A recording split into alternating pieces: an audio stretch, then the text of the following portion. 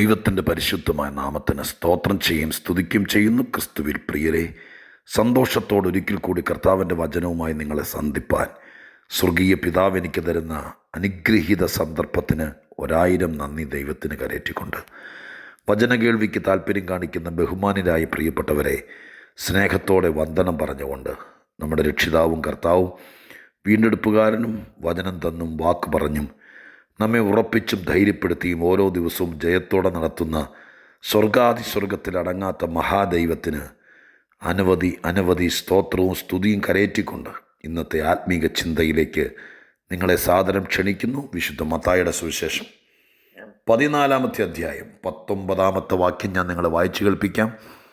മത്തായി 14:19.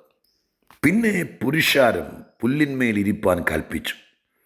ആ 5 അപ്പവും 2 മീനും എടുത്ത് സ്വർഗത്തിലേക്ക് നോക്കി വാഴ്ത്തി അപ്പം നുറുക്കി ശിഷ്യന്മാരുടെ പക്കലും ശിഷ്യന്മാർ പുരുഷാരത്തിനും കൊടുത്തു.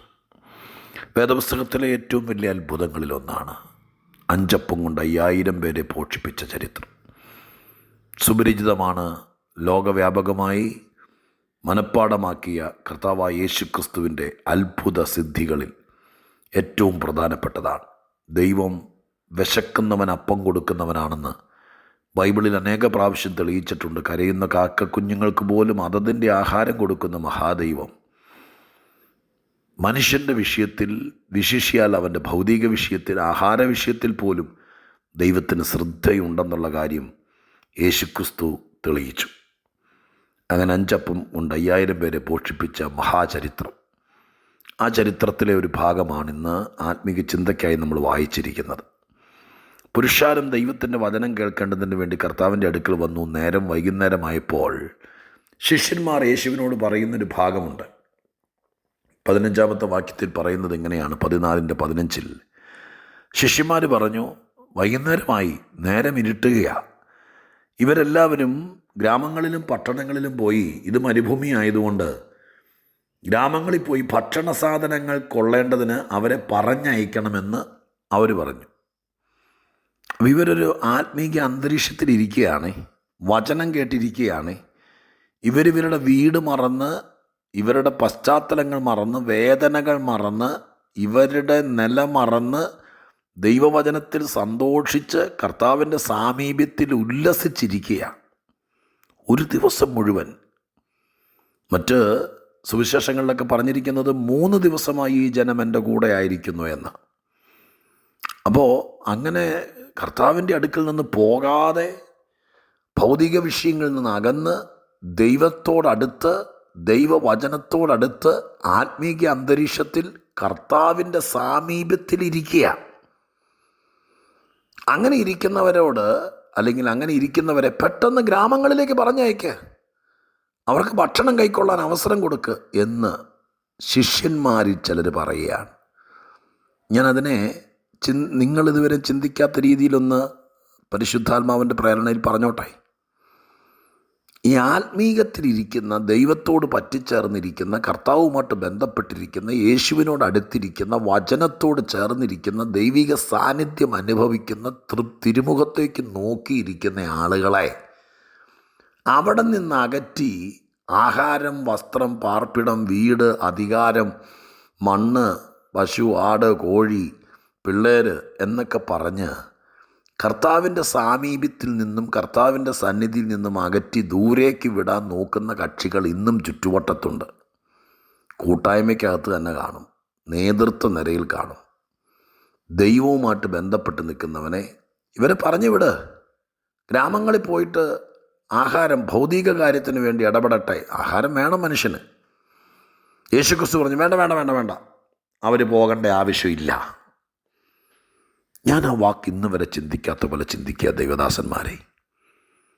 കർത്താവ് പറഞ്ഞു, വചനം കേൾക്കുന്നവൻ, ദൈവത്തെ ആരാധിക്കുന്നവൻ, ദൈവത്തോട് പറ്റിച്ചേർന്നിരിക്കുന്നവൻ അവനെ അകറ്റാൻ നോക്കുമ്പോൾ യേശു പറഞ്ഞു, വേണ്ട, അവർ പോകണ്ട. ഒരുത്തൻ ദൈവത്തോട് അടുക്കാൻ എന്തോ പാടാന്നറിയാം. വചനത്തോട് അടുത്ത് വരാൻ എന്ത് പാടാന്ന്. മഹാദൈവത്തിൻ്റെ സന്നിധിയിൽ നിന്ന് സ്തോത്രം ചെയ്യുക. നമുക്ക് എല്ലാ ദിവസവും വചനം കേൾക്കാൻ താല്പര്യം വന്നതിന് ദൈവത്തെ പ്രത്യേകം സ്തുതിക്കണം. എത്രയോ പേർക്ക് മനസ്സില്ല ദൈവമക്കളെ. മാസത്തിലൊരിക്കൽ പോലും ബൈബിൾ വായിക്കാത്ത ആൾക്കാരുണ്ടെന്ന്. കർത്താവിൻ്റെ സന്നിധിയിൽ ഒറ്റയ്ക്കിരുന്ന് പ്രാർത്ഥിക്കാത്ത ആൾക്കാരുണ്ടെന്ന്. ഉപദേശിമാരുടെ ഇടയിൽ പോലും ഉണ്ടെന്ന്. പക്ഷെ നമുക്ക് ഒറ്റയ്ക്കിരുന്ന് കണ്ണുനീരോടെ കർത്താവിൻ്റെ കാൽക്കൽ ഇരിക്കാനും തന്നെ ഇരുന്ന് ബൈബിൾ വായിക്കുന്നവരെന്നെ കേൾക്കുന്നുണ്ടോ? ഒറ്റയ്ക്കിരുന്ന് ബൈബിൾ വായിച്ച് കരയുന്നവരെന്നെ കേൾക്കുന്നുണ്ടോ? ബൈബിൾ വായിക്കുമ്പോൾ ദൈവം ഇടപെടും. വചനമാണല്ലോ ഇവിടെ പറഞ്ഞുകൊണ്ടിരിക്കുന്ന യേശു. അപ്പം അങ്ങനെ ഒരു ഭാഗ്യം കിട്ടിയാൽ ജീവിതത്തിലെ ഭാഗ്യമാ ദൈവമക്കളെ, സത്യമായി പറയുന്നേ. ഇതൊരു കഥപുസ്തകമല്ലല്ലോ. വീട്ടിൽ നിന്ന് വചനം വായിക്കുമ്പോൾ എന്നോട് ഇടപെടുകയും എൻ്റെ കാര്യമായി പറയുകയും കണ്ണ് നിറയുകയും ദൈവത്തെ മഹത്വപ്പെടുത്തുകയൊക്കെ ചെയ്യാൻ പറ്റുന്ന ഒരു അനുഭവത്തിലേക്ക് വന്നാൽ ഭാഗ്യം, ഭാഗ്യം, ഭാഗ്യം. അവരെ അകറ്റാൻ, അവരെ ആ കാൽച്ചോട്ടിൽ നിന്ന് എഴുന്നേൽപ്പിച്ചു വിടാൻ. മാർത്തയുടെ മറിയയുടെ വീട്ടിൽ മറിയ കാൽക്കലിരിക്കുക വചനം കേട്ടുകൊണ്ട്. മാർത്ത അങ്ങ് ബഹളമാണ് കർത്താവിനോട്. അവളോട് പറ എന്നെ സഹായിക്കാൻ, എഴുന്നേൽപ്പിച്ച് വിട്. പാത്രം കഴുകിയില്ല, മുറ്റം തൂത്തില്ല. മുറ്റം തൂക്കണം, പാത്രം കഴുകണം, തുണി കഴുകണം, എല്ലാം വേണം. പക്ഷെ കർത്താവിന് ആരെങ്കിലും ഒരാൾ വചനം കേൾക്കാൻ, വചനം പഠിക്കാൻ, വചനം ശ്രദ്ധിക്കാൻ, പ്രാർത്ഥിക്കാൻ, ഒറ്റയ്ക്ക് കർത്താവിൻ്റെ അടുക്കൽ വരാൻ 10,000 പേരിൽ ഒരാളെ കിട്ടുന്നത്.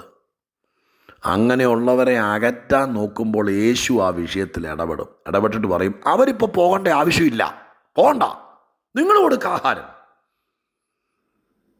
എനിക്ക് പാകം ഇഷ്ടപ്പെട്ടു. നിങ്ങളെ ബൈബിൾ തുറന്ന് വായിച്ചു നോക്കി. നിങ്ങൾ കർത്താവിനോട് പറ്റിയിരിക്കുന്നവരാണെങ്കിൽ, നിങ്ങൾ ദൈവത്തെ അടുത്ത് അനുഭവിക്കുന്നവരാണെങ്കിൽ, നിങ്ങളെ അകറ്റാൻ ആരെങ്കിലുമൊക്കെ ശ്രമിക്കും. പക്ഷേ യേശു അത് സമ്മതിക്കില്ല. എനിക്കത് ഇഷ്ടപ്പെട്ടു. കർത്താവിനിഷ്ടം കർത്താവിനോട് പറ്റിയിരിക്കുന്നവരാ. അപ്പോൾ പണിയൊന്നും എടുക്കണ്ടേ, അയ്യോ ജോലിയൊന്നും ചെയ്യണ്ടേ, എല്ലാം നടക്കും.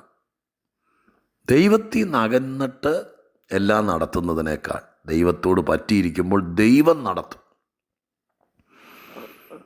യേശു പറഞ്ഞു, അവർ പോകണ്ട, നിങ്ങൾ കൊടുപ്പീൻ. ഞാൻ അതിൽ നിന്ന് നിങ്ങളോടൊരു ദൂത് പറയട്ടെ. വചനം കേൾക്കാനും പ്രാർത്ഥിക്കാനും ഈ കൊല്ലം അധിക സമയം ചെലവഴിച്ചാൽ നിങ്ങൾ പോകേണ്ടിടത്ത് നിങ്ങളെ വിടാതെ നിങ്ങളെ വീട്ടിലിരുത്തിക്കൊണ്ട് ദൈവം കാര്യം നടത്തും. നിങ്ങൾക്ക് വേണ്ടി കാര്യം നടത്തും. വിശ്വസിക്കാമോ? ഒന്നോടെ പറയാം, കേൾക്കാൻ വേണ്ടി ഒന്നോടെ പറയാം. നിങ്ങൾ ദൈവത്തോടും പ്രാർത്ഥനയോടും ആത്മീകതയോടും കർത്താവിൻ്റെ കാര്യത്തോടും ദൈവത്തിൻ്റെ കാൽക്കലിരുന്ന് വചനം കേട്ട് വചനം പഠിച്ച് പ്രാർത്ഥിച്ച് ആത്മീകതയ്ക്ക് മുൻതൂക്കം കൊടുത്താൽ നിങ്ങൾ ചെന്ന് പോയി കൈകാര്യം ചെയ്യേണ്ട കാര്യം നിങ്ങൾ വിടാതെ നിങ്ങൾക്ക് വേണ്ടി വേറെ ചിലരെ കൊണ്ട് നടത്തി തരും ദൈവം. നിങ്ങൾ പള്ളിയിൽ പോകാൻ പോലും നേരമില്ലാതെ നിങ്ങൾ കാശുണ്ടാക്കാനും നിങ്ങൾ സർക്കാർ ഓഫീസിലും കയറി ഇറങ്ങി നടക്കുമ്പോൾ 16 വട്ടം പോയിട്ട് നടക്കാതിരിക്കുന്ന കാര്യം നിങ്ങൾ ആ കാൽക്കലിരിക്കുമ്പോൾ നിങ്ങൾക്ക് വേണ്ടി ആരോടെങ്കിലും, കളക്ടറോട് പറഞ്ഞാൽ, വില്ലേജ് ഓഫീസറോട് പറഞ്ഞാൽ, നിങ്ങളുടെ കമ്പനിയുടെ മുതലാളിയോട് പറഞ്ഞാൽ, നിങ്ങളുടെ PROയോട് പറഞ്ഞാൽ, കർത്താവ് പറഞ്ഞാൽ ചെയ്യുകയല്ലേ? ഏത് വേണമെന്ന് നിശ്ചയിച്ചോ ഈ കൊല്ലം? യേശു പറഞ്ഞു അവർ പോകണ്ട, നിങ്ങൾ നടത്തി കൊടുക്കുക. ഞാൻ ആത്മാവിൽ പറയുന്നു സഹോദരങ്ങളെ, നിങ്ങൾക്ക് വേണ്ടി പറയുന്നു, ഞാൻ കുറ്റം പറയുകയല്ല. ഈ കൊല്ലം ആത്മീകത്തിനും കർത്താവിനോട് ചേർന്നിരുന്ന് ഉപവസിക്കാനും പ്രാർത്ഥിക്കാനൊക്കെ അധികം സമയം ചെലവഴിച്ചാൽ നിങ്ങൾക്ക് വേണ്ടി കർത്താവ് ചിലത് കൽപ്പിക്കും. നിങ്ങൾ കാര്യം നടത്തി കൊടുക്കാൻ അവിടെ ചിലരോട് കർത്താവ് പറഞ്ഞു. ചുരുക്കി പറഞ്ഞാൽ 5 അപ്പം കിട്ടി, അത് കർത്താവിൻ്റെ അടുക്കൽ കൊണ്ടുവന്നു. അപ്പോഴാണ് നമ്മൾ ഇന്ന് തലവാചകമായിട്ട് എഴുതിയിരിക്കുന്ന ഇന്നത്തെ ടൈറ്റിൽ എഴുതിയിരിക്കുന്നത്. കർത്താവ് അത് കയ്യിലെടുത്തിട്ട് സ്വർഗത്തിലേക്ക് നോക്കി വാഴ്ത്തി. ഞാനിന്ന് നിങ്ങളോട് പറയുക, യേശു കാണിച്ചൊരു മാതൃക പറയുക. നിങ്ങൾ സ്വർഗത്തിലേക്ക് നോക്കിയാൽ നിങ്ങളുടെ കയ്യിൽ എന്തുണ്ട് എന്തില്ല അതല്ല വിഷയം. നിങ്ങളുടെ കൊച്ചിൻ്റെ കാര്യം നടക്കണം, പെൺകൊച്ചിൻ്റെ കല്യാണം നടക്കണം, വീടിൻ്റെ പണി പൂർത്തീകരിക്കണം, കടം മാറണം, വണ്ടിയുടെ ലോൺ അടയ്ക്കണം, കൊച്ചിന് ഡൊണേഷൻ വേണം, ഇതെല്ലാം വേണം. ആ ഉള്ളതും കൊണ്ട് സ്വർഗത്തിലേക്ക് നോക്കിയാൽ ഞാൻ ഒന്നോടെ പറയാം എൻ്റെ പ്രിയപ്പെട്ടവരെ, സ്വർഗത്തിലേക്ക് നോക്കിയാൽ 4 കാര്യങ്ങൾ. സ്വർഗത്തിലേക്ക് നോക്കിയപ്പോൾ 4 പദങ്ങൾ ഞാൻ കണ്ടു.